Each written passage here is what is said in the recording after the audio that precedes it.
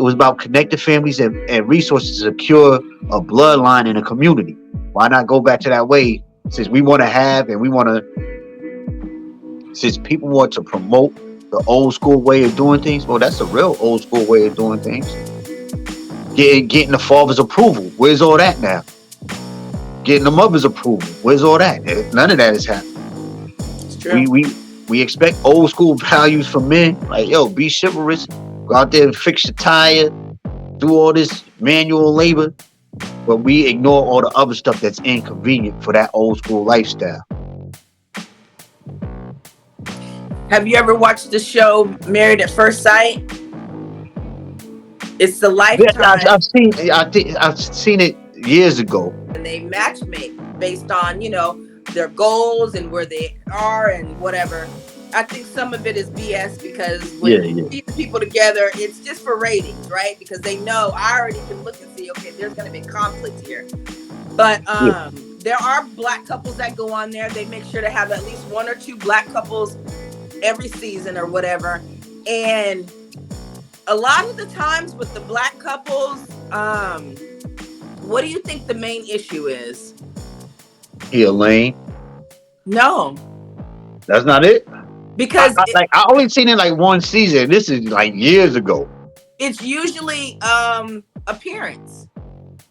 Either she's Oh, not attracted to aesthetically. him or he aesthetics. Yeah, Okay. they're not attracted to each other.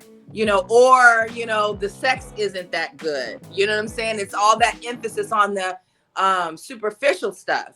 Most of the time, when it's the black couples that don't work out, most of the time it's been about those two things. But So here's the thing: the sex isn't good. How you know unless you already been out here being promiscuous, right, but ain't fornicating. nobody a virgin these days. Like that's Yeah, really rare to come by. So yeah. But that goes to a point of minimizing that sexual activity. Now I know that's not realistic. I'm just talking about the spiritual side of things. If you get exposed to, look, if y'all both bad at sex, y'all can grow and get good at it together. You know what I'm yeah, saying? With some commitment and some time. But if you've been out here piping down a lot of people, yeah, or you've been you're getting piped comparing, down by a right? lot of people, now these comparisons exist. And now here's the thing: if you're a chick and you got piped down, and a dude made you feel good and you orgasm, you gonna have a psychological connection to him. Oh, Generally speaking, immediately. exactly. So how you gonna commit to a man who's everything great for you? You know that 80-20 rule? Yeah, Like 80% of people do 20% of the work and vice versa. But in relationships, it's like, yo, you have 80% of what you want, but you end up throwing it away for while you pursuing that 20%. And that's kind of what the sex kind of part is. The sex part is kind of like, right? And I'm not negating the importance of sex. Sex helps you bond with people. You know what I'm saying? You release hormones. I think if people started taking biology classes and understanding what's actually transpiring biologically when you're having sex and orgasming and the hormones that are released, you know what I'm saying, the stress relief and all that, then you could go into it a little bit more informed. It's almost like allowing your kid to have social media. If you don't give them no training, they don't understand all the psychological impacts that social media is going to have on them, the peer pressure, the persuasion, the marketing. But if you sit back and say, look, I'm gonna sit down, we gonna read all this literature. I'm gonna see this, that, and third. Now, when you go through those experiences, you can at least call them out like, oh, that's what this is. This is marketing. This is psychological. This is this, that, and third. So it's kind of the same thing with sex. But that's some fantastic idealistic thinking. I don't see it happening in our society, not in America. This is Babylon.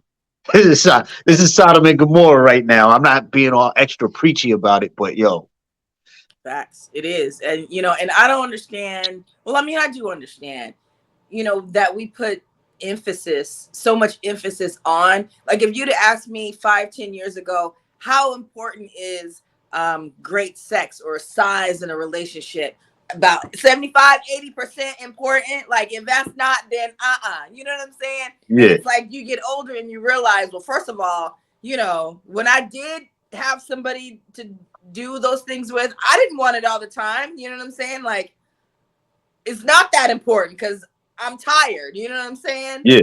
But you learn those things as you get older, and then they become less important. But why do we put so much emphasis on it? Is it because we get that immediate release and that feel good feeling?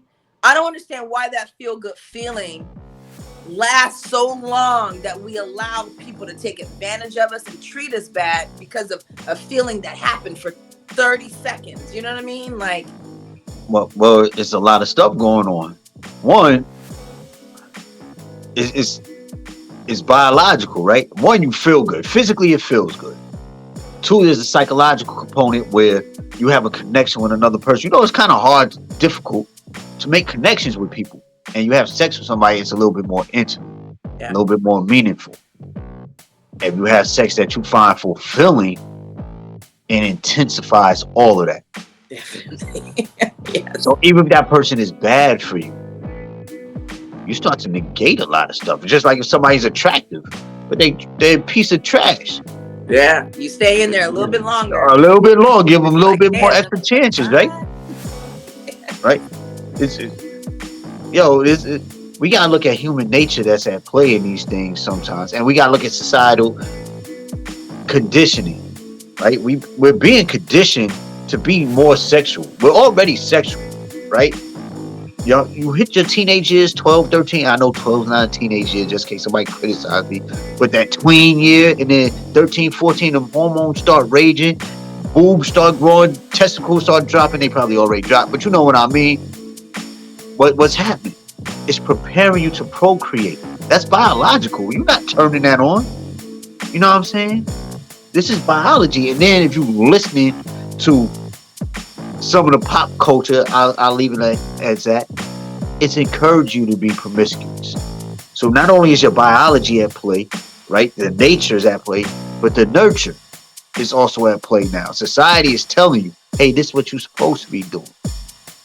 And as a teen, most of us gonna succumb to some sort of peer pressure, right? Yeah.